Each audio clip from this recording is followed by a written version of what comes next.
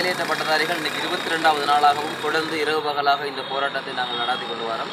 இந்த போராட்டத்தை நாங்கள் ஏன் செய்கிறோம், யாருக்காக, யாரை நோக்கி செய்கிறோம் என்று பார்க்கும் பொழுது அந்த யாரை நோக்கி செய்கிறோமோ அவர்கள் இந்த போராட்டத்தை கவனிக்காமல் இருப்பதால் வேதனைக்குரிய விளைவாக. குறிப்பாக நாங்கள் வடமாகாண சபையை நோக்கி சென்ற பொழுது அவர்கள் எங்களுக்கான கால அவகாசத்தை கேட்டிருந்தார்கள். நாங்கள் அதற்கு கொடுத்திருந்தோம். ஆனால் இதுவரைக்கும் அதை கேட்டதற்கு நாங்கள் எந்த பதிலும் அவர்களால் தரப்படவில்லை. அதுபோல ஆளுநரிடம் சென்ற பொழுது கூட அவரும் கால அவகாசம் கேட்டிருந்தார். அவருக்கான கால அவகாசத்தை கொடுத்திருந்தோம். ஆனால் அந்த செயற்பாடும் முழுமையாக நடைபெற்று வருவதாக தெரியவில்லை. அதே போல பிரதமரை சந்திப்பதற்கான வாய்ப்பு கிடைத்தது. அப்பொழுது அங்கே அவரிடம் சென்று கூட நாங்கள் கேட்ட பொழுது 3 வாரங்கள் காலம் கேட்டிருந்தார். நாங்கள் 3 வார காலங்கள் கொடுத்திருக்கிறோம். ஆனால் இப்போ 2 வாரங்கள் கழிந்தும் கூட இன்றைக்கு எங்களுக்கான பதில் எதுவும் சாதகமான முடிவுகள் எட்டப்பட்டுக் கொண்டிருக்கிறார் என்றால் மிகவும் மந்தகதியில் நடைபெற்றுக் கொண்டிருப்பது போல தான் தெரிகிறது. ஆக ஒட்டுமொத்தத்தில் பார்த்தால் இந்த வடமாகாண சபையிலே அல்லது வடமாகாணத்திலே இருக்கக்கூடிய நாங்கள் இந்த போராட்டத்தை 22 நாளாக முன்னெடுத்து வருகின்ற போதிலும் கூட எங்களை இதுவரைக்கும் எங்களுடைய மாண்புமிகு முதலமைச்சர் பார்க்காமல் இருப்பது என்ன காரணம் என்று எங்களுக்கு புரியவில்லை.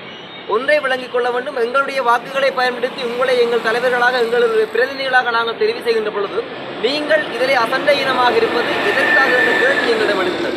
ஒரு விடயத்தை மட்டும் நாங்கள் கவனத்தில் எடுக்கலாம். இன்றைக்கு நாங்கள் இரவு பகலாக தெருக்களில் இருந்து வாழ்ந்து கொண்டிருக்கிறோம் என்றால் எங்கள் வாழ்வியல் இப்படி போனால் இனி பின்னுக்கு வருகின்றவர்கள் எப்படி பல்கலைக்கழகம் சென்று படித்து முன்னுக்கு வர வேண்டும் என்ற அந்த உயரிய சிந்தனை வளர்க்கப் போகிறார்கள் என்ற ஒரு கேள்வி இப்பொழுது திருப்பி எங்களிடம் எழுந்திருக்கிறது. ஆக நாங்கள் மாதட்டி சொல்லிக் கொண்டிருந்தார்கள் வடமாகாணம் கல்வியிலே உயர்ந்து நிற்கிறது என்று. இன்றைக்கு கல்வியிலே உயர்ந்தவர்கள் இன்றைக்கு தெருக்களிலே நிற்கின்ற பொழுது இனி வருகின்றவர்களை எப்படி நீங்கள் படித்து நல்ல மனிதர்களாக உருவாக்கப் போகிறீர்கள் என்ற கேள்வி அடுத்த கட்டம் வருகின்றது. ஆகவே ஒட்டுமொத்தமாக பார்த்தால் எல்லோருமே வாக்குறுதிகளை அள்ளி வீசுகின்றார்கள். இதை நடைமுறைப்படுத்துவதற்கு இன்றைக்கு யாரும் தயாராக இல்லை. உங்களுக்கு சொகுசு வாகனம் வருகிறது, நீங்கள் சொகுசாக வாழ்கிறீர்கள். இன்றைக்கு உங்களை நம்பி நாங்கள் வாக்களித்து விட்டு கற்றுவிட்டு இன்றைக்கு தெருக்களில் இருக்கிறோம். எங்களுடைய அவலங்களை புரிந்து கொள்ளாத நீங்கள் என் எதிர்காலத்தில் இருந்து என்னத்தை சாதிக்கப் போகிறீர்கள்? தனியார் துறைகளுக்கு எங்களை செல்லுமாறு கூறுகிறீர்கள். இன்றைக்கு வடமாகாணத்தில் எத்தனை தனியார் நிறுவனங்கள் இருக்கின்றது, அல்லது நிறுவனங்கள் இருந்தால் இன்றைக்கு எத்தனை பேரை அவர்கள் உள்வாங்குகின்றார்கள்? பட்டதாரி என்ற சான்றிதழோடு போகிற பொழுது எங்களை திருப்பி அனுப்பி விடுகிறார்கள். நீங்கள் தொடர்ந்து இங்கே வேலை செய்ய முடியாது. அப்போ நாங்கள் எங்கே போய் கேட்பது?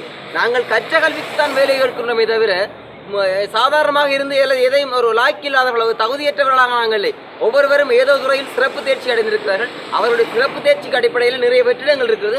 அவற்றை காலதாமதம் என்று நிரப்புகிற பொழுது எத்தனையோ பெண் தலைமை குடும்பங்கள், எத்தனையோ பிள்ளைகளை நம்பி இருக்கிற குடும்பங்கள் இன்றைக்கு அவருடைய உழைப்பை எதிர்பார்த்து காத்திருக்கிறார்கள். அவருடைய உழைப்பு வருகின்ற பொழுது அந்த குடும்பம் முன்னேறும். ஆகவே தயவு செய்து எங்களுடைய போராட்டத்தை உதாசீனம் செய்யாமல் தக்க பதவிகளில் இருப்பவர்கள், நாங்கள் தெரிவு செய்து உங்களை அனுப்பியவர்கள், எங்களுக்காக குரல் கொடுப்பதற்காக உங்களை அனுப்பிய நாங்கள் உங்களிடமிருந்து பதிலை எதிர்பார்த்திருக்கிறோம். எங்களை ஏமாற்ற நினைத்தால் போராட்ட வடிவம் மாறும். அந்த போராட்ட வடிவம் மாறுகிற பொழுது அதை எதிர்கொள்ளுகின்ற சக்திகளை நீங்கள் உருவாக்கி கொள்ள வேண்டும். தயவு செய்து நல்ல வழிகாட்டிகளாக எங்களை உருவாக்குங்கள். சமூகத்தை மேம்படுத்துகின்ற அந்த அளப்பரிய சிந்தனையோடு ஆரோக்கியமான எண்ணங்களோடு நாங்கள் காத்திருக்கிறோம். நன்றி.